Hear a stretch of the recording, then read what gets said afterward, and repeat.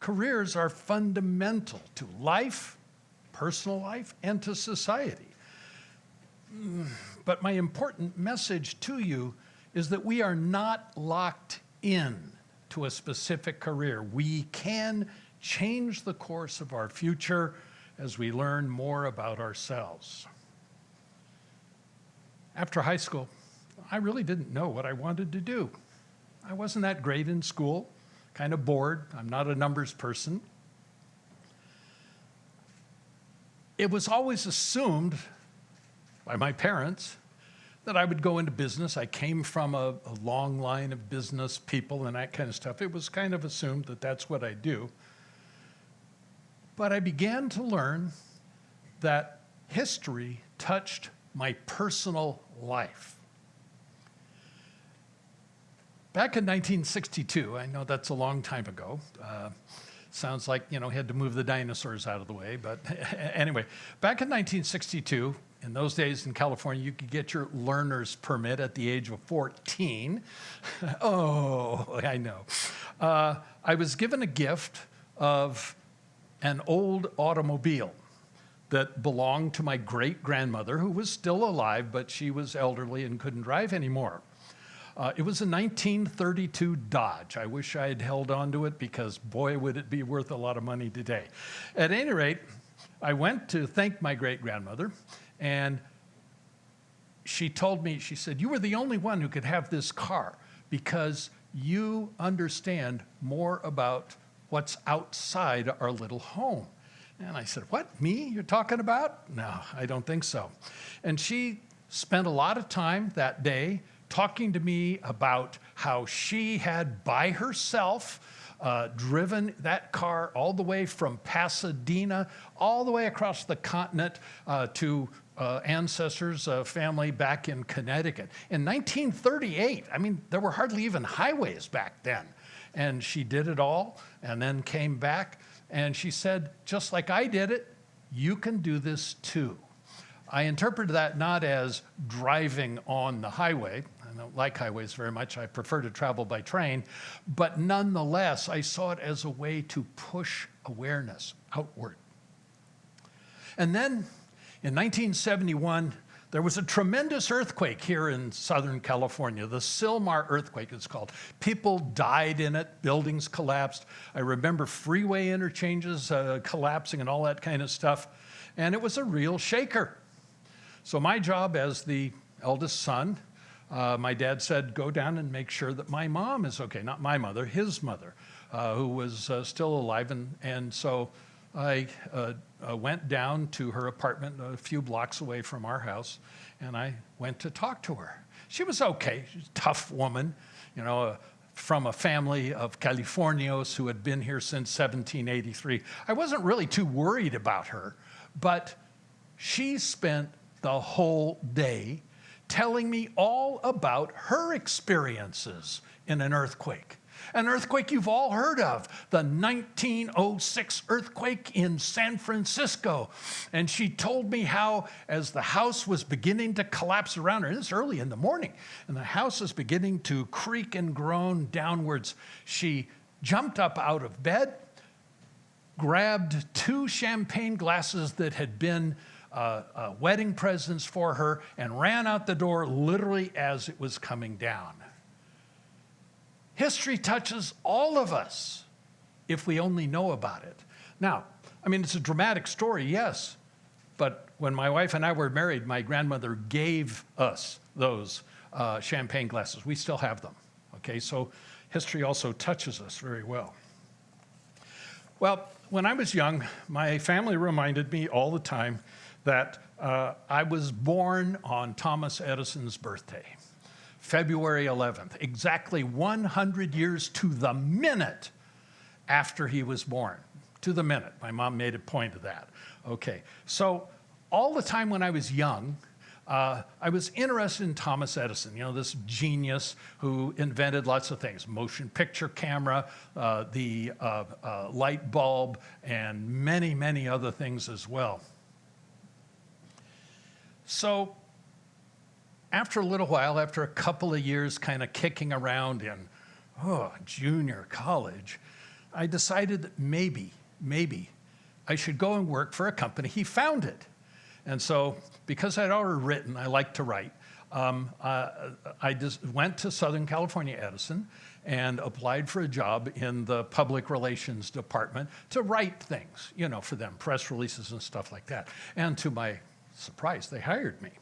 But I have to tell you, a writing hack, as we call ourselves, isn't really all that exciting. Press releases can be very boring, even if they're creatively written. So in my spare time, and I had some in those days, I got to wander around old company buildings and see what there was. One day I remember I drove all the way out to beyond Redlands, California. And out in the middle of the Santa Ana River, I found this little tiny wooden building. It was humming away. Hey, I got a pass key. I'm an Edison employee. And I discovered that that building, Mill Creek Number 1, is the oldest alternating current generating station in the world. Still operating. It's more than 100 years old now. And that excited me. It told me Edison has a history. Wow, that was interesting. It got my, really got me turned on for that reason, even though I also learned Thomas Edison had nothing to do with founding the Southern California Edison Company. It was just a license to use his products. Anyway, another time I went walking up, way up against the mountains and above Altadena, where there's an old substation, a place where they take high voltage electricity and split it up into smaller circuits. And this place, Eagle Rock Substation, had been used as a storage place for, years and years and years. And so, again, using my magic passkey, I went inside and I looked around, and in between the evidence of rats and rat droppings and lots of spiders and cobwebs all over the place was filled with wooden boxes and cardboard boxes. I'm a curious guy, so I began looking in them, you know, sweeping the cobwebs away, and I started to look, and all of a sudden I found there were literally hundreds of boxes that were filled with photographs and glass plate negatives. Now, I know you really don't understand about that, but in the days before digital photography, you had to take a picture on some kind of film, okay? And that was a negative, and then you had to print that on paper. Well, before there was film, they used sheets of glass. So these pictures were going back to the 1870s. And it was all about the history of this company. Oh, I went so crazy. I thought I'd discovered,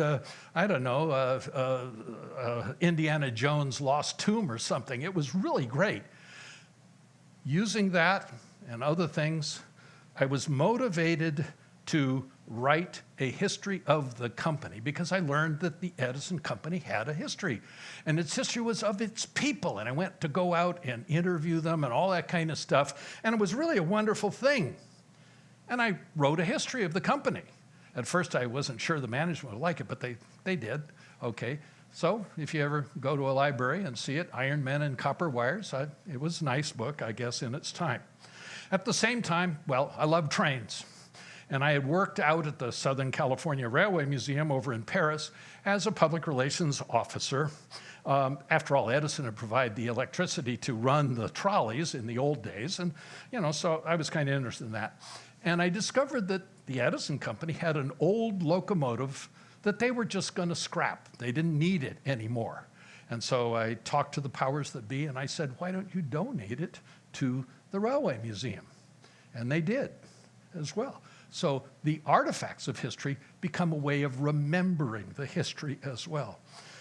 Now, by this time, I was writing books on the history of railways and trolley cars in Southern California. One of them, Rails Through the Orange Groves, is only about the railroads here in Orange County, back in the old days when we had railroads in Orange County. And while I'm doing this, the Museum of Science and Industry in Los Angeles wanted to have an exhibit on the history of the old red car trolley system here in Southern California. And so I designed one for them. I had lots of help. This is not a self-experience. But I said, it won't be a good museum exhibit if you don't have an old red car on display. And so we arranged with the Trolley Museum in Paris to get one, buff it up real nice, and bring it out to do. If you've ever been to, California Adventure and seen the trolley car there on the streets, okay, better do it soon. They're about to get rid of them. Story of my life. Okay, but nonetheless, it was like that. It was a tight squeeze, but we got it into the building.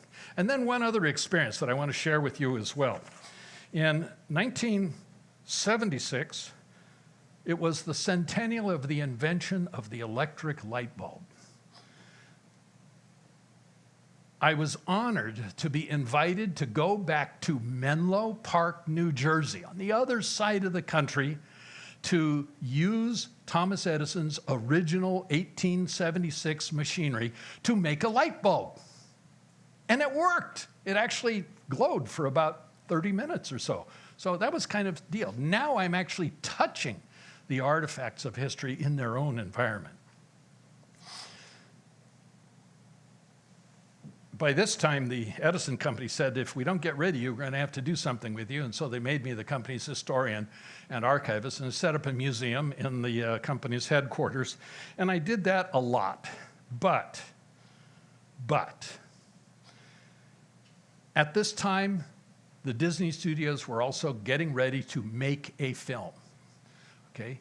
You've all probably at least heard of it, even if you hadn't seen it. Who Framed Roger Rabbit? All about the story of who killed the red cars in Southern California, the trolleys. And they asked me to participate first because I knew about the red cars. And then they said I was a lot thinner in those days. And they said, oh, yeah, well, you'd make a good conductor to collect the fares on the trolley car. And so I'm actually in one scene in that movie, all right? I had wonderful lines. End of the line, everybody out. I had to pay more to join the union than they paid me for saying those words. At any rate, it was another aspect. What I'm saying is I realized that I liked history. It is not boring. It is exciting. It is a good choice for the curious in our society. And I also came to realize I really want to teach as well. But I realized that I'd have to finish my college education. After all, I'd only had 2 years in junior college. It took me 10 years to go from 2 years of junior college to getting my PhD. Okay, but I did it because I was motivated to do it. I retired from Edison in 1996. They actually allowed me to retire, 25 years of service. I was proud of that. And the following year, I began teaching over at Concordia, where I taught for 12 years, as well as at Cal State Fullerton, where I've taught now for 27 years. My history classes are intended to inform, to analyze, and to interest my students. For example, in my ancient history class, and I teach other classes as well, I talk about Egypt. Okay, everybody's heard of ancient Egypt, pyramids and all that kind of stuff. But I don't talk about the Old Kingdom, the New Kingdom, and, Pharaoh, Thutmose, and stuff like that. Instead, I talk about the murder of King Tutankhamun. He was murdered. How do we know? Well, there's evidence if you know how to find it. We read letters from his widow complaining that she was going to be pushed out of her status in the society because she couldn't find a husband to replace her now dead husband. So these are the stories of history, even in ancient times. We're talking about stuff that happened over 3,500 years ago, but it's a human story nonetheless. The ancient Roman philosopher Marcus Cicero, writing 2,000 years ago, said, "To be ignorant of what occurred before you were born is to remain always a child." And more recently, the Spanish-American philosopher George Santayana said, "Whomever cannot remember the past is condemned to repeat it." What I have learned is that history is an important element in everyone's life. History has a cause and effect dynamic which touches each and every one of us, even if we're not necessarily aware of it. Sometimes it's obvious, like listening to my grandma talk about the 1906 earthquake. Sometimes it's very subtle. making a kind of a decision as to what kind of a company you want to do work with or something like that. This understanding that history is not boring, it's fascinating, has had a tremendous impact on my life. And even if you don't like history, it will have an impact on yours as well. It is up to you to recognize that and utilize your knowledge in whatever career you choose. One last thought. I'm 77 years old, and I'm still teaching. Not because I have to, but because I want to. To me, it's not a job. After all, I've had one foot in the past ever since I was a little boy. One of these days, I'm going to be history myself, I hope positively remembered by my students, some of whom didn't get A's.